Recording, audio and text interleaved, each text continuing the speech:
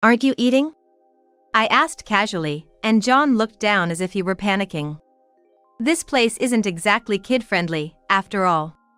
Everything Ken ordered seemed to be the kind of thing adults would enjoy. You must be hungry, huh?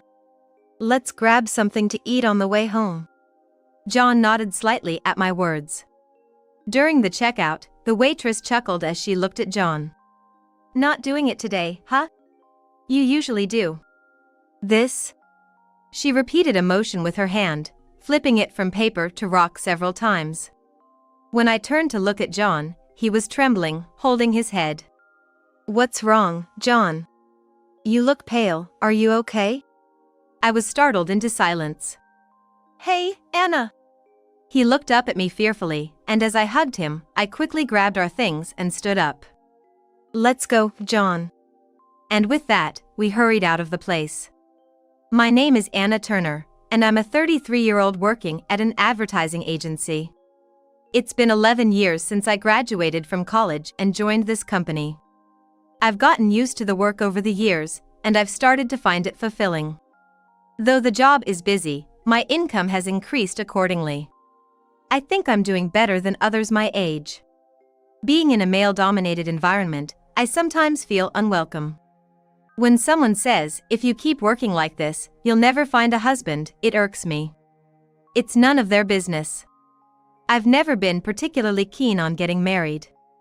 I've always thought if it happens, it happens. That's when I met Ken. Ken, a client liaison, is also 33, just like me. Being the same age, we hit it off right away. Every time I visited the client, Ken would greet me with a smile. He might come off a bit flashy, but he's friendly and great at livening up meetings, making them enjoyable. Of course, we talked about work, but even after meetings, our conversations never ended. Before I knew it, we were exchanging messages privately and began to dine out together regularly, just the two of us. Things moved quickly from there. Ken started making his interest clear. Initially, I only thought of him as a colleague, so I was confused at first and evaded his advances. But upon reflection, it wasn't a bad idea. Having worked together, I knew Ken was competent at his job, and I think his income was about the same as mine. He was clean-cut, and not bad-looking either. Most importantly, I felt really comfortable around him. I didn't hesitate much before deciding to date him. I was actually looking forward to it. If he hadn't said anything, I might have been the one to ask him out. Our relationship progressed smoothly, and 6 months later, he proposed, and we decided to get married. But then, an incredible problem arose. You're kidding, right? Come on, don't make such a scary face. One day after work, when I went to meet Ken, he was standing there with a boy who looked about elementary school age. A much younger friend? No, perhaps a relative's child. Had they run into each other by chance? Thinking it was someone related to Ken made me nervous. Feeling a bit intimidated, I approached Ken, and upon noticing me, he smiled sheepishly and said, "Meet my son, John, 10 years old. Nice to meet you." Huh? Son? The boy named John awkwardly avoids my gaze. I, on the other hand, ended up staring at him as if trying to uncover some truth. Wait. I don't understand. Son? What do you mean? Ken laughed nervously as he grabbed my shoulder. I brushed his hand away. No dodging the question. What? Were you married before? Ken looked at me with a puzzled expression. Huh? Did I not mention it? I'm a divorced dad. I had no idea. I couldn't help raising my voice. I was on the verge of a meltdown, but seeing John's face, I managed to hold it together. I couldn't lose it in front of a child. I'm going home. I'll contact you later. I was far from calm. I barely get the words out. After all, how could anyone stay calm upon suddenly being told by their fiancé, "I'm a divorced dad," and then bring the child to a date without any warning? What was he thinking? As I turned to leave, Ken hastily grabbed my arm. Hey! It took a lot for me to bring John here, and you're just gonna leave? That's not fair. Think about how John and I feel. Huh? Then think about how I feel. You could have at least told me before bringing him along. I might have been shocked, but it would have been easier to accept than being surprised like this. I didn't even know he was divorced. I needed some time to prepare mentally. What if I told you beforehand and you decided to break up with me just because I'm divorced with a son? That would be unbearable. Ken glanced at John, then started stroking his head. Looking every bit the father. Look. John is such a good kid. I was confident that once you met him, you'd feel a maternal instinct too. Huh? He said it proudly, but that's not the point. He was making a lot of assumptions. I wanted to just walk away, but when my eyes accidentally met John's, I stopped. He looked nervous and quickly looked away, but his face still had an innocent look to it. John isn't to blame, but if I walked away and he felt responsible for that, what then? 10 years old. An age where he can understand things to some extent. I wouldn't want him to think he's a burden to his father's marriage. In the end, the three of us ended up having dinner together at a restaurant. Indeed, just as Ken said, John was a very good kid. In fact, he was so well behaved it felt almost unnatural. He would eat quietly during. Ken would talk to him, and he'd respond, but he wouldn't initiate conversation. Is it normal for a 10-year-old to be this calm? It was his first time meeting his father's partner. It wouldn't have been strange if he harbored negative feelings towards me. But I couldn't sense any emotions from John at all. It was as if he had given up on everything. Having met him, I couldn't stop thinking about it. Later, when I met with Ken alone, I asked him, "Hey, has John always been like this? Mature for his age, or should I say quiet?" "John?" Ken seemed pleased that I was interested in John. "Oh. You're curious, huh? Yeah, I mean, he's gonna be our son if we get married, right?" Despite feeling betrayed by him keeping his divorced single dad status a secret, I couldn't bring myself to break up with this carefree man. His demeanor was comforting. I had never met someone as easygoing as Ken. "So? What about it? Was he nervous around me?" "Nah, that's just how John is. He used to be a bit louder, I guess. Mireille used to scold him a lot." Mireille, his ex-wife's name, perhaps? Come to think of it, I still know nothing about Ken's previous marriage. He is so open. I wonder if it's okay to ask.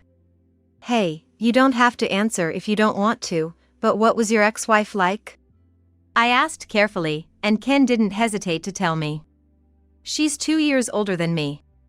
Just looking at her, she's pretty. Really beautiful, but man, her personality is tough. No matter how much I earned, it was never enough for her." Huh. If he's praising her looks that much, she must be quite a beauty. As someone who's not very confident in my appearance, it kinda bothers me. Maybe sensing my unease, Ken hugged me from behind. "Don't worry. You're my best partner." "Yeah. I just can't dislike him. He always knows what to say. Besides, having a divorce and a child isn't like he cheated or anything. It just never came up before. Maybe him telling me before we got married actually shows he's sincere." I convinced myself to believe that. After that, I met with John several times. He was just as quiet as the first time we met. Getting married means considering important matters. I hoped he would get used to me, but what if his quietness was because he disliked me? Thinking it over didn't help, so when we were alone, I took the plunge and asked him, "If you're against it, we don't have to get married. What do you think?" I wondered if it was right to ask a 10-year-old, but I didn't want to marry without knowing his true feelings. John hesitantly answered, making my heart race.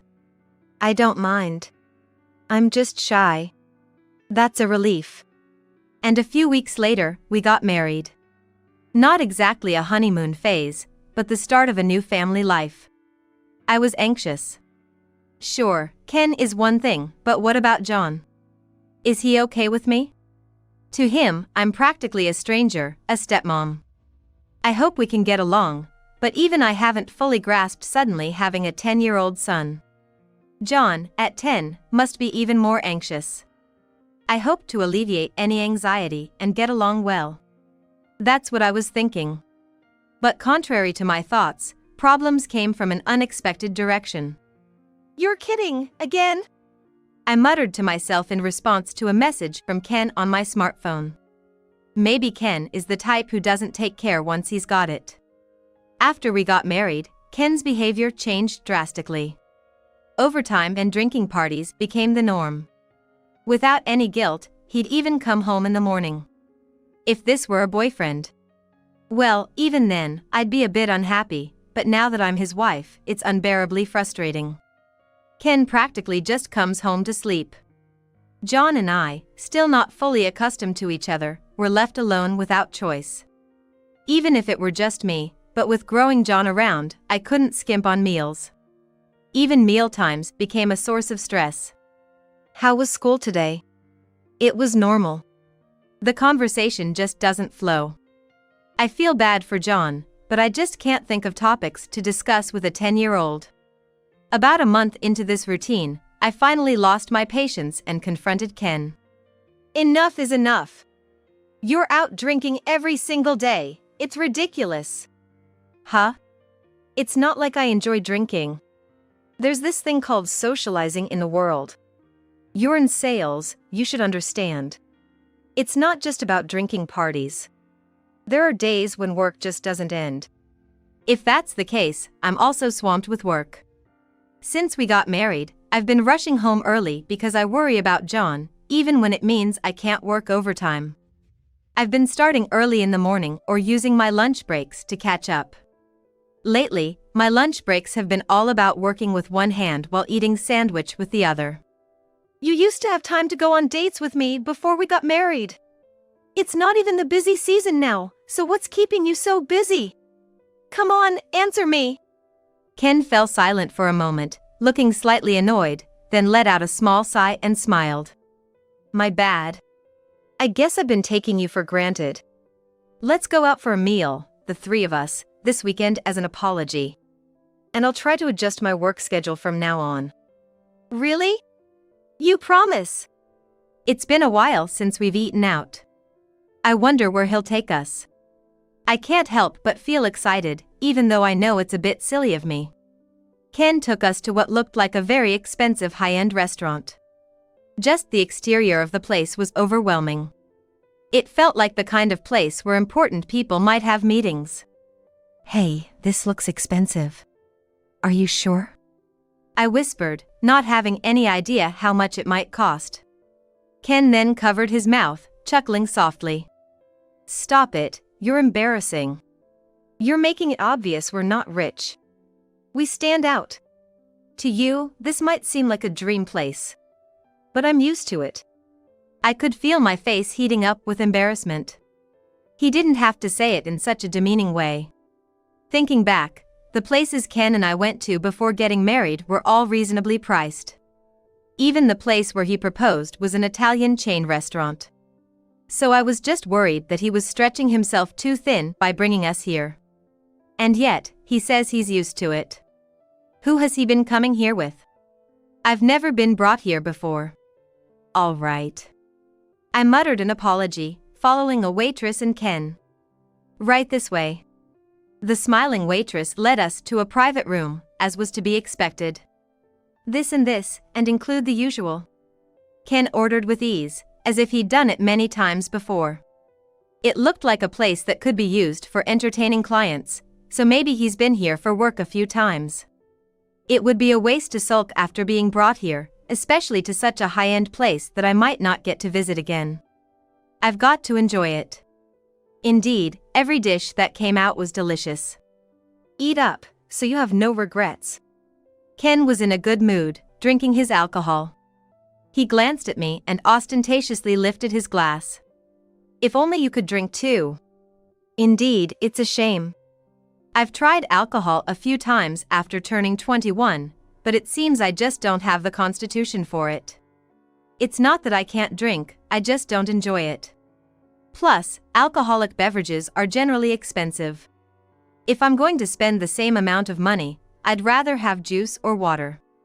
Since realizing this, I've stopped drinking alcohol, both privately and at work. Watching Ken now, I do feel a bit envious of how well he seems to enjoy his drinks, but I'm sure I wouldn't find it as tasty even if I tried the same. Just a sip? The expensive stuff is good. I'll pass. Missing out on this, you're really losing out on life. His drunken banter is irritating. Wasn't today supposed to be an apology? To blow off the bad feelings, I gulped down my ginger ale when a concerned voice came from beside me. Are you okay? John was looking at me with furrowed brows. Maybe my irritation showed on my face. It's embarrassing to have worried about him. I'm fine, really. Thank you. I waved my hands dismissively and then realized something. John hadn't touched his food at all. Aren't you eating? I asked casually, and John looked down as if panicked. This place certainly isn't kid-friendly. Everything Ken ordered was more suited to adult tastes. If only they had French fries or burger, something that appeals to everyone, but of course, there was none to be found. You must be hungry, huh? Let's grab something to eat on the way home. John nodded slightly at my words. I felt relieved to get a response. Looking at Ken, he had just finished the last of his drink in his glass. With all the food on the table eaten, it was about time to head home, so as not to keep John waiting. Ken, that was delicious. Thank you. When I hinted at leaving, Ken seemed to get the message and placed his empty glass on the table. Then, shall we head home? Yeah. As we stood up to leave, Ken suddenly exclaimed, "Oh. What's wrong?" I saw someone I know at the entrance. I'll just go say hi, so please settle the bill with this. Got it. As I called the waitress over and paid the bill with the wallet Ken handed me, she chuckled at John. Not doing it today, huh? You usually do. This? The waitress gestured with her palm towards us, flipping it between rock and paper. Was it a goodbye gesture? John isn't close with me, has such a cute interaction with the waitress. It's a bit frustrating. After taking the payment, the waitress said, "Please wait a moment," and left the room. So, John, you've been here a few times, huh? As I turned back to John, he was trembling, holding his head. What's wrong, John? You look pale, are you okay? I caught myself mid-sentence. What the waitress did earlier wasn't a goodbye gesture. Hey, Anna! As John looked up at me fearfully, I quickly grabbed our things and stood up. Let's go, John. We hurried out of the room, intending to leave before Ken returned. However, as we approached the exit, I spotted Ken near the entrance. This way, he'd notice us while we were collecting our jackets. We have no choice. We gave up on our jackets and ran through the courtyard, over the fence, and escaped from the restaurant. After walking for a while, we managed to catch a taxi and dashed into a nearby hotel. Throughout the escape, John was silent. I bought some water and handed it to John. As we sat down and he drank water, the stiffness in John's face finally seemed to relax a bit. Are you okay now? Feeling better? Yes. That's when I brought up something I had been curious about. That thing the waitress did earlier, it was a hand signal, right? John slowly nodded. From an open hand to bending the thumb and then covering it to make a fist. At first glance, it just looks like changing from an open hand to a fist, but in reality, this gesture means please help me.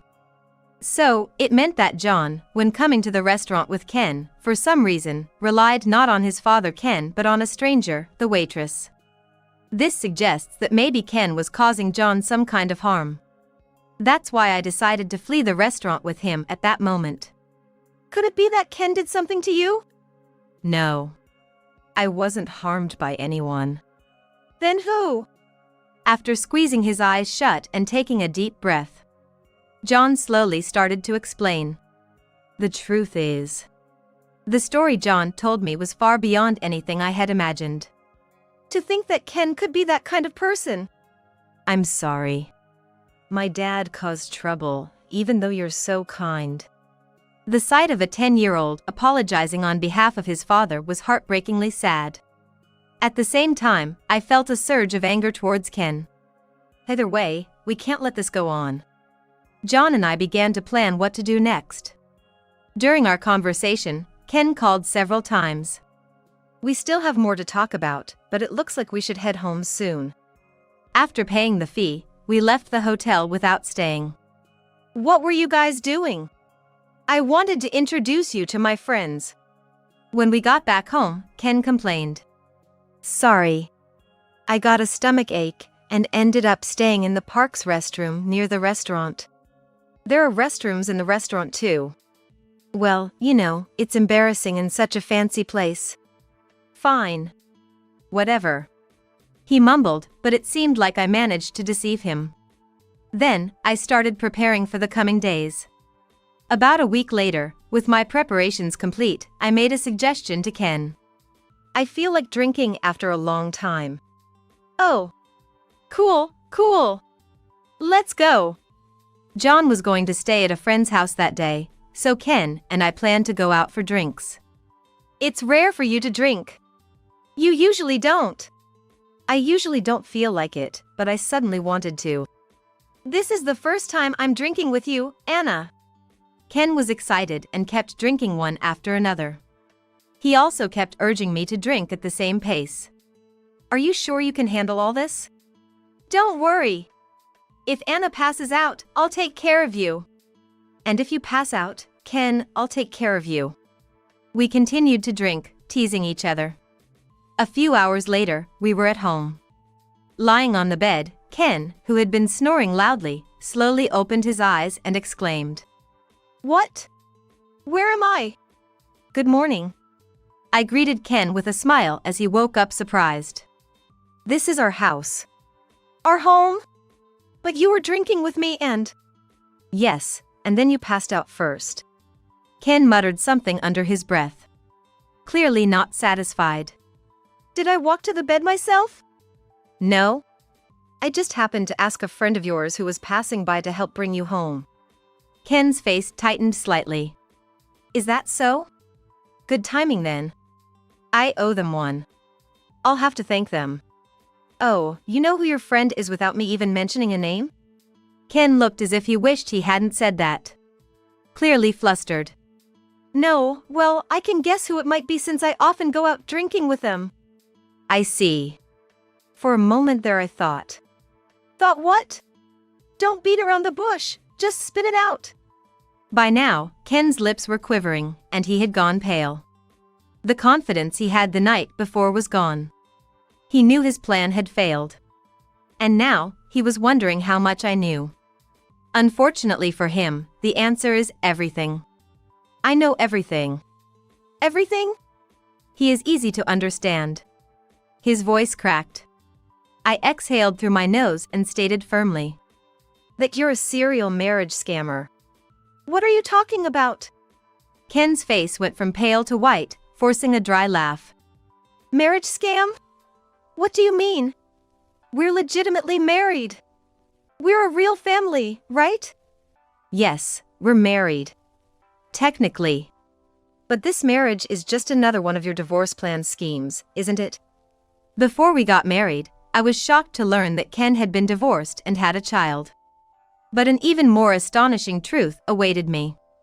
It turned out that Ken wasn't just divorced once, but 4 times. Divorced 4 times. Ah, but rather, it's impressive that you managed to get married 4 times. Must have been to people like me who are easy to deceive. Wait, hold on. What are you talking about? Oh, don't know? Drank so much you lost your memory, perhaps? I laughed mockingly, and Ken shouted that. That's it. You can't drink, right? Why am I the one who passed out first? I get it, you used some sneaky trick. Cheater. Liar. Ken glared at me. I glared right back. Unlike you, I haven't used any underhanded tactics, nor have I lied. But you can't drink. That's where he's mistaken. I've never once said I can't drink. It's not that I can't drink. I choose not to. Ken frowned and tilted his head. That's just an excuse, right?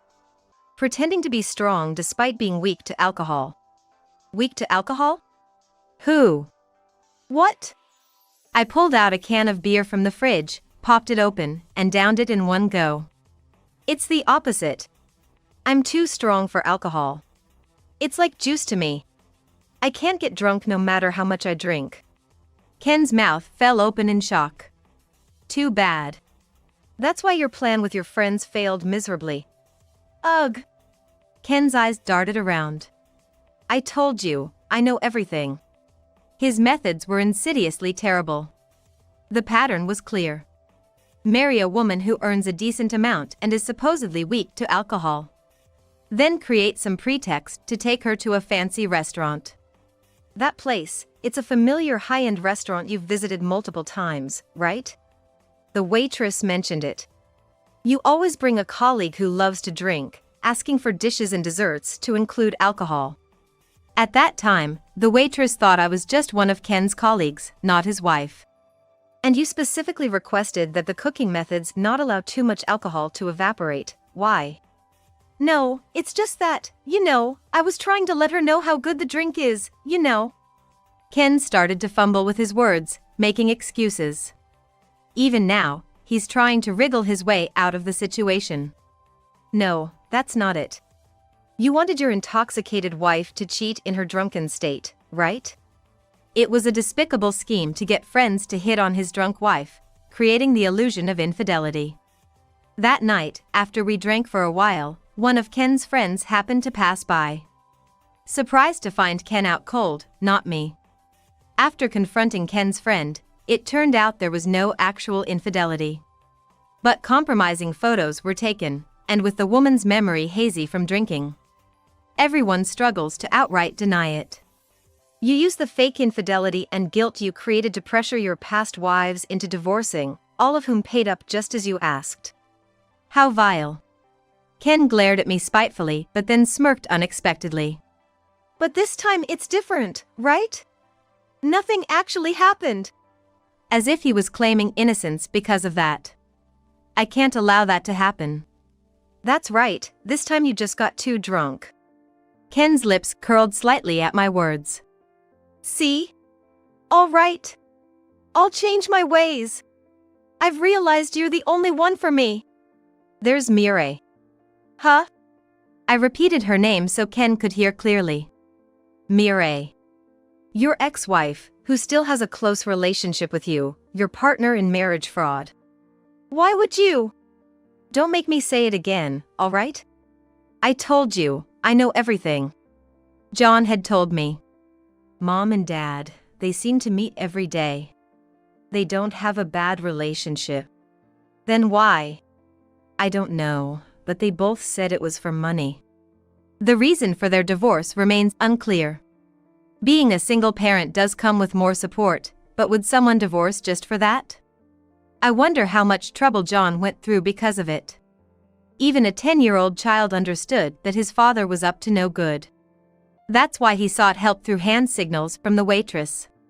But the waitress, unaware of its meaning, couldn't grasp what John was going through, making my heart ache. So, this time I'll be the one who is asking from you. Huh? Why? After all the marriage fraud and cheating with your ex-wife, you think you can get away with it? Ken bit his lower lip in frustration. Ugh. Yes, and I'll be informing the police about your past wives too. I'm sure once they know the truth, none of them will ever forgive you. No way! Ken collapsed on the spot like an octopus. If only he really were an octopus. I'd have loved to slice him up and scatter him across the sea. Ken readily agreed to the divorce after that. Moreover, it turns out he might have a child with Mireille. She's been pressing him for a remarriage. But, is it really my child? He wondered, but I couldn't care less. If he doubted it, he shouldn't have engaged in such acts. It's just more evidence of his infidelity for me. The alimony was paid in a lump sum. Luckily, it was Ken's bonus month, which was a relief. Ken had hoped for installments, but that would mean staying connected. No way I'd want that. I blocked his number. Rumor has it Ken's currently in a tight spot. After being sued by his ex-wives, one of them stormed into his office to expose everything. It forced him to resign and left him unemployed. Ken sold everything of value and ended up moving into Mireille's place to scrape by. Initially, Mireille, who had been pushing for remarriage, refused after seeing Ken's current state and now fights with him daily, demanding he leave as soon as possible.